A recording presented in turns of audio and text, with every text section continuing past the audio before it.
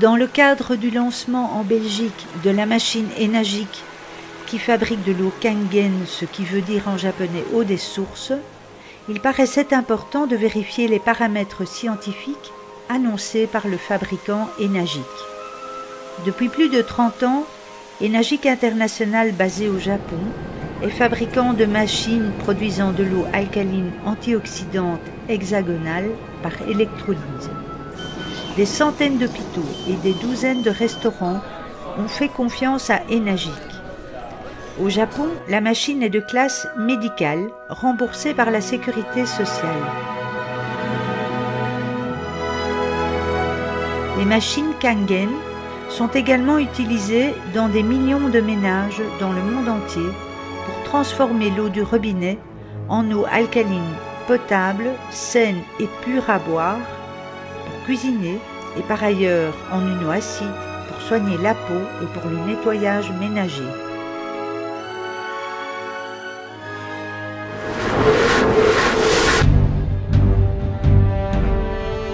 Il nous paraissait opportun de corroborer ces informations du fabricant par des références européennes et en particulier belges. Il fallait un laboratoire universitaire doté des instruments nécessaires. Le professeur Marc Degré, à l'Université libre de Bruxelles, nous a permis de vérifier le pH des eaux produites ainsi que le pouvoir antioxydant ou potentiel ORP ou encore appelé redox.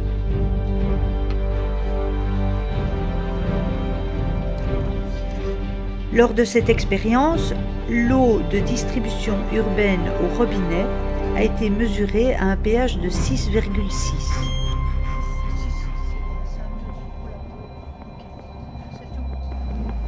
Kangen Water 9.5.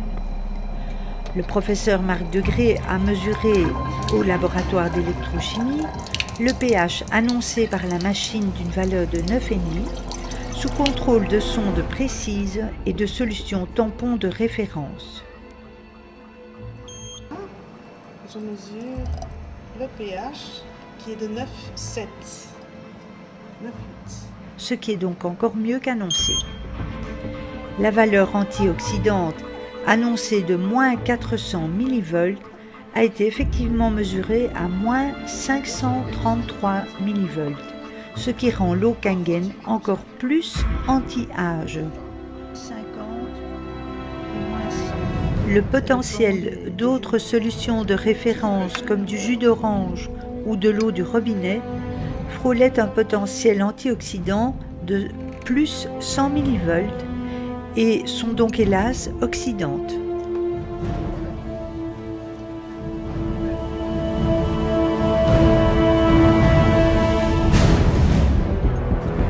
Le professeur Marc Degré a aussi pédagogiquement expliqué le processus d'électrolyse de l'eau produit par la machine Enagic visant à l'obtention de l'eau Kangen d'un pH de 9,5. Partons du principe qu'on introduit de l'eau dans un appareil composé d'une cuve comportant deux électrodes qui peuvent être les mêmes au niveau métal, très réactives vis-à-vis des opérations d'électrodes qui vont s'opérer, des électrodes actives, donc dans un métal qui n'a aucune interaction avec le solvant eau, qui est ici du titane, avec une fine couche de platine dessus pour rendre très actif. Donc aucun problème de perturbation avec l'eau. Alors l'eau, il faut savoir que naturellement, l'eau qui nous entoure a de toute façon un équilibre avec les particules de l'eau qui se séparent, c'est-à-dire ces ions. Et ces ions sont la fonction acide, la fonction basique, mélangées dans de l'eau à l'équilibre, de l'eau neutre, avec autant de particules acides que de particules basiques. Très peu, mais suffisant pour rendre l'eau légèrement conductrice de l'électricité.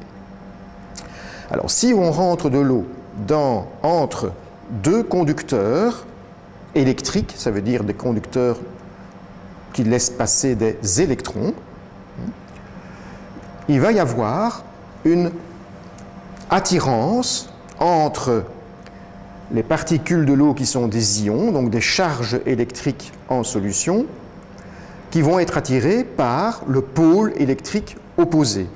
Ainsi, les charges plus vont avoir tendance à aller vers l'électrode négative et les charges moins, basiques, vont avoir tendance à aller vers l'électrode positive.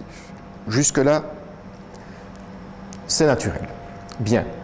Alors, le but du jeu ici étant de séparer deux eaux différentes, à partir d'une entrée, on va avoir deux sorties différentes, il faut les séparer. Et on sépare par ce qu'on appelle une membrane, qui n'est pas étanche, qui est étanche à l'eau, mais pas à ses composants, c'est-à-dire les ions. Donc cette membrane laissera passer les ions positifs et négatifs. Peut-être plus l'un que l'autre, mais ça n'a pas d'importance ici. Bien. Alors, voyons maintenant ce qui se passe aux électrodes. À l'électrode négative, il va y avoir ce qu'on appelle en chimie une réduction de l'eau, ou du moins de certains composants de l'eau. La réaction est écrite ici. On part des quelques composants acides de l'eau qui vont donc, par contact à l'électrode, prendre des électrons, fabriquer une molécule d'eau, donc là, rien de spécial, avec un dégagement d'hydrogène. Compte tenu qu'on consomme l'acide de l'eau dans ce compartiment, il va y avoir pour l'équilibre de l'eau un déficit de protons et donc on va augmenter la concentration en OH-. Donc, en perdant le gaz hydrogène, quelque part, on va augmenter la concentration en OH- ici. Même si une portion de cela parte dans l'autre compartiment, il y aura suffisamment d'OH- qui vont rester ici et sortir et donner une eau qui est basique. A contrario de l'autre côté, puisqu'il faut que, si on met du courant d'un côté, il faut qu'il y ait le même courant de l'autre, au pôle positif, il va y avoir ce qu'on appelle une oxydation. De quoi? De l'eau. Donc, dans le compartiment aussi, il y a oxydation. Quelle est la réaction qui se passe? À partir de l'eau, on oxyde l'eau avec dégagement d'oxygène. J'ai oublié de mettre le fait que c'est un gaz, avec dégagement d'oxygène, et production de ce qui reste, ce sont des protons, donc de l'acide qui va se faire créer ici dans ce compartiment. Bien. Alors, l'équilibre des charges chimiques impose que pour fabriquer une molécule d'oxygène gazeux, il faut 4 électrons, alors que pour fabriquer une molécule d'hydrogène gazeux, il ne faut que 2 électrons. Puisque je ne peux pas accumuler d'électricité, ça veut donc dire que pour chaque passage au courant, pour une molécule d'oxygène qui se dégage, je vais avoir 2 molécules d'hydrogène qui se dégagent.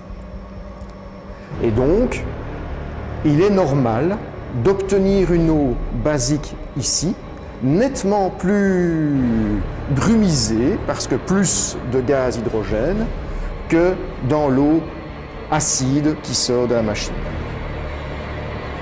Voilà.